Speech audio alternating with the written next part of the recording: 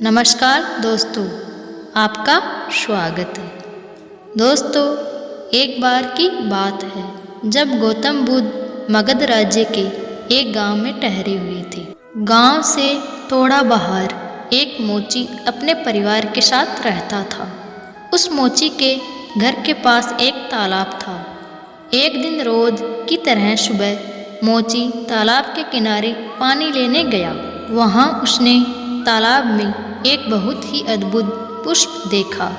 वह पुष्प देखने में बहुत ही सुंदर था और चमत्कारिक भी प्रतीत हो रहा था। मोची ने तुरंत ही अपनी पत्नी को बुलाया और वह पुष्प उसे दिखाया। मोची की पत्नी आध्यात्मिक और धर्म में आस्था रखने वाली थी। वह पुष्प को देखते ही समझ गई कि कल जरूर यहाँ से गौतम बुद्ध जी गुजरे होंगे। उन्हीं के प्रताप से ये पुष्प खिला है। पुष्प को चमत्कारिक मानकर मोची ने एक योजना बनाई। उसने अपनी योजना के बारे में पत्नी को बताया कि वह इस पुष्प को राजा को देगा और उनसे खूब सारी स्वर्ण मुद्राएं लेगा।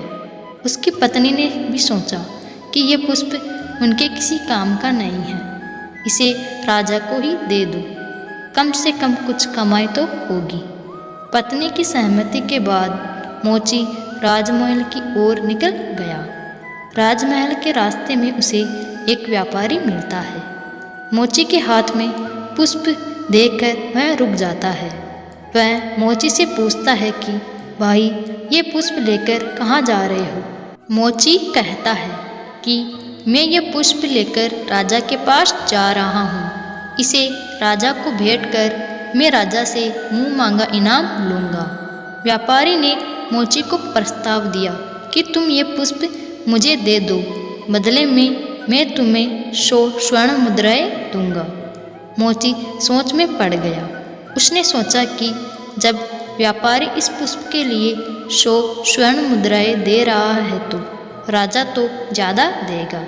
यही सोचते हुए उसने व्यापारी को पुष्प देने से मना कर दिया।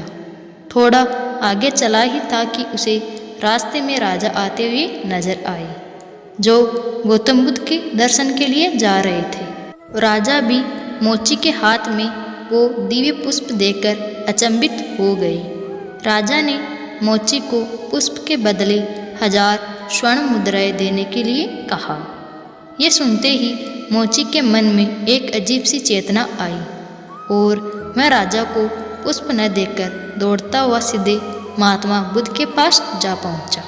महात्मा बुद्ध मोची को देखकर हैरत में पड़ गए। उन्होंने मोची से पूछा तो मोची ने उन्हें सारी बात बताई। इसके बाद मोची ने वह पुष्प महात्मा बुद्ध के चरणों में अर्पित कर दिया और उसने कहा कि पहले तो मेरे मन में पुष्प को देखकर लालच आ गया था, लेकिन अब मैं समझ गया हूँ कि जिसकी छाया पड़ने से ही एक पुष्प इतना दिव्य हो गया हो, अगर उसकी शरण में मैं चला जाऊँ तो मेरा जीवन भी धन्य हो जाएगा।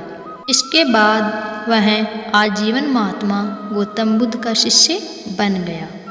दोस्तों, इस कहानी ने हमें सिखाया है कि हमारी ज़िंदगी में हमें बहुत सी चीज़ें अपनी तरफ आकर्षित करती है, लेकिन हमें उनके लालच में न फंसकर अपने ज्ञान का प्रयोग करके जीवन में सही राह को चुनना चाहिए। दोस्तों, अगर आपको ये वीडियो अच्छी लगी हो तो वीडियो को लाइक करें और ऐसी ही वीडियोज़ देखने के लिए हमारे चैनल को सब्सक्राइब कर लें और इस वीडियो को अंत तक देखने के लिए धन्यवाद।